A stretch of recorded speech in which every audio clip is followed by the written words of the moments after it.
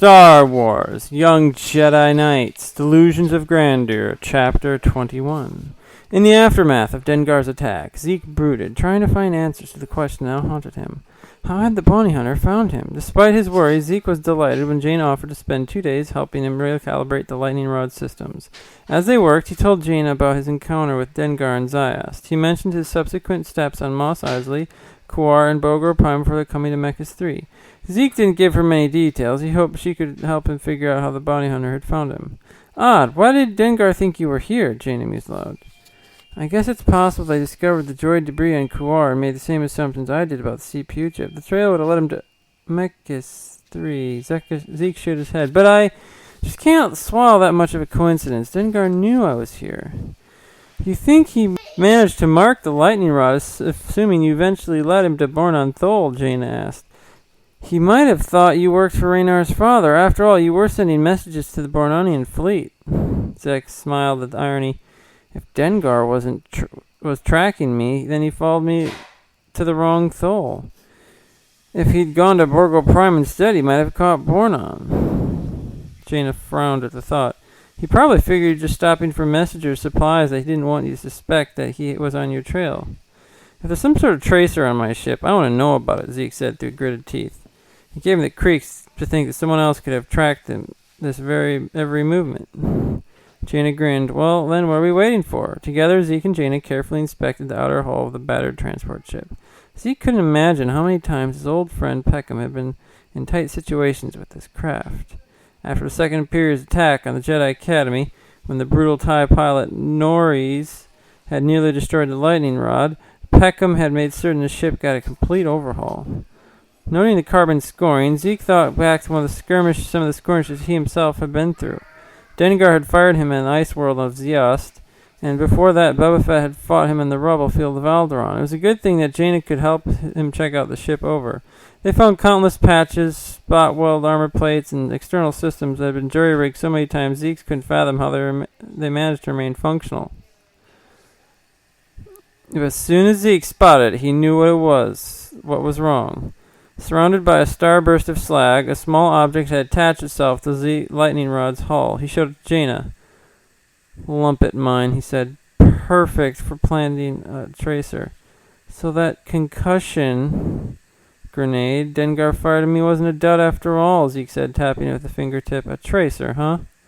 He pried off the limpet mine and held it in his hand. Considering what to do with it, finally a sly grin crossed his face. At one of Mechas' 3 shipping platforms, Zeke and Jaina found a tiny courier pod. The high-speed drone was only large enough to carry small emergency repair parts or hard-copy messages that were too sensitive to be transmitted with normal encoding over the hyperwaves. Jaina gleefully assured Zeke the limpet's transmitting beacon still functioned properly before they sealed inside the courier pod. Next, he programmed a course that would take the drone high above the galactic plane, far away from any inhabited star systems. The tracer's journey would take it a one-way trip to nowhere, still winking its insidious message, luring Dengar to follow. They launched the courier pod out to the reception bay and watched it dwindle into a pinprick and vanish into the vast gulf into the distance. Zeke stared at it with a fiery satisfaction. Happy hunting, Dengar, he murmured. Tycho Thol kept himself busy by programming armies of construction droids and cleanup crews to work on the damaged towers. He had reluctantly accepted Raynar's offer of temporary assistance, and together the two discussed the damage. You know, those structures needed upgraded for some time anyway, Tycho said. Never got around to it.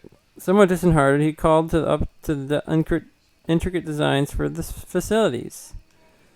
Rengar studied the diagrams. Then, letting his eyes fall half closed, he said, I think I might have a few modifications to suggest. I think we can have... With a calm reassurance, he began altering the schematics. He worked for nearly an hour before stopping. Perplexed, Tycho stared at the screen. I don't understand. Why would I make these changes? Raynar shrugged. By combining these two operations, you can run the systems in parallel. If one assembly line breaks down, you have the capacity to speed up production on the first line. Make your repairs the second one, and still meet delivery schedules. Yes, Tycho crowed. I see it now. It's nothing short of brilliant. Raynar blinked in amusement and blushed in praise. I wonder if there's such a thing as a merchant Jedi, he mumbled. Jaina, taking a break from their repairs to the lightning rod, turned back their work on the assassin droid IG-88, while EMTD hovered overhead like a practice remote. This is the most interesting, he said. After repairing a few scrambled circuits, the modified translating droid now functioned like a new machine. Dangling diagnostic leads hung down, disconnecting the translating droid, or connecting the translated droid to IG-88's main memory core. Tenel Ka, Jason, and Raynar crowded around Jaina, watching the additional alterations with interest. Jaina glanced over at Raynar. "You're sure your uncle's going to let us do this?" "He will," Raynar answered. "In return for his cooperation, I promise not to reveal his little hoax to my mother. The message to her will just say that we've rescued Tycho Thol and he's unharmed." The young man smiled.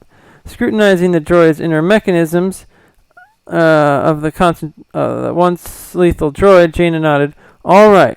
When I'm finished here, we'll be able to turn IG-88 loose to continue the search for your father." "It's a good idea," Tenel Ka said. "This droid was built to track down people who do not wish to be found. We could not ask for a better ally." "Yeah," Jason said, "and we've got a perfect job for him." The MTD piped up. "I've tapped directly into the IG-88 memories area reserved for storing information about current bounty assignments." "And you input all of the data about my father?" Raynar prodded. "Just as you requested, Master Raynar," EMT said. "Everything from the file AG-8 knows about Born on Thol's business affiliation, old friends, favorite haunts, familial connections." "Thanks," EMTD Raynar broke in. "There's not another bounty hunter in the galaxy who knows as much about my father as AG-8 does now."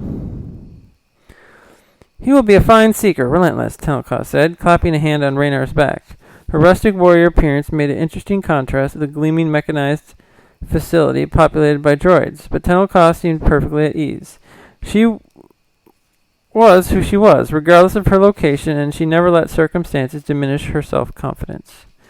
"Are we finished then, EMTD?" Jaina said. "Yes, indeed, Mistress Jaina," the little droid answered brightly. IG-88 is now wholly dedicated to finding Born on Thol and keeping him safe. He paused to consider. "In theory, at least, IG-88's superior design and capabilities make him more likely to succeed than the numerous other bounty hunters attempting to find Raynar's father. Why? Perhaps with my additional assistance." Jaina disconnected the leads from the translating droid and let a silvery oval float free. "He probably doesn't want your company, EMTD. You only distract him." "I'm certain you're right, Mistress Jaina," the droid said wistfully. "I wasn't my primary function after all. But at the moment, I'm not certain just what my primary function is." "We need you, EMTD," Jaina said. "Thank you, Mistress Jaina," the little droid replied. "I do miss Master Labaka, though. I certainly hope he's all right." "So do we," EMTD, Jaina said, struggling against worry as her thoughts of the Wookiee friend came to the front of her mind. "This is a fact," Tenel Ka agreed. Zeke and the young Jedi Knights accompanied IG-8 to the upper launch platform to see him off on his quest. Raynar looked at the dark-haired young man, remembering how Zeke, the Shadow Academy's darkest knight, had used the Force to hurl him to the river mud. Though it had taken Raynar a long time to recover his prize, he realized now that Zeke had in fact saved his life by doing so, humiliating him in front of the other dark Jedi attackers to dissuade them from killing Raynar outright with their burning red lightsabers. And now the assassin droid had been precluded from taking fatal actions. "I'm glad IG-8 can't kill anymore," Raynar said. "Not even aliens," Tenel Ka affirmed. Jason tapped the droid in one arm. "Hey, hear that?" he said. "Try not to think of yourself as an assassin droid anymore." "He can still cause plenty of damage, though," Jaina said. "Especially it looks as if they're going to be dangerous for your father." Uncle Tycho hurried up, wringing his hands and looking flustered. "I'm sorry I'm late," he said. So much to do, but solve one problem, and it leads to two others. I'll get this place running smoothly sooner or later." He stopped as the looming assassin droid rotated on his cylindrical head. The blinking red sensors showed no sign of recognition, no memory of its past. Without a word, the droid shriveled its body core and comped toward the needle-like ship that was identical to the design to the IG-2000, the droid's original craft. Because the durable assassin droid had no need for life support systems or acceleration dampeners, the vessel had an incredible bank of engines and superior power efficiency. "Please find my father," IG-88, Raynar said. The assassin droid climbed into its ship and fired up the engines. The gathered spectators watched as the sleek vessel stabbed up in the atmosphere like a dagger-slicing cloth. Jason turned to Raynar and clasped his shoulder. Things are looking up, you know, he said. Zeke gave us the news your father's alive, and IG-8 is on the chase. And now we've rescued your Uncle Tycho, Jaina said. We can hope it's just a matter of time until your entire family is together again. Raynor swallowed hard. My father must have a good reason for hiding. I wish I knew what it was. Zeke nodded grimly. He seems to think that something terrible is going to happen to the human race if he's caught. Raynor nervously straightened his Jedi robe and ran a hand over his spiky hair. He seemed embarrassed at his friend's efforts to encourage him. That doesn't mean we're going to stop searching for him, does it? Not a chance, Jason said. Then with a moment of sadness, he added, I just wish Loie was out here to help us out.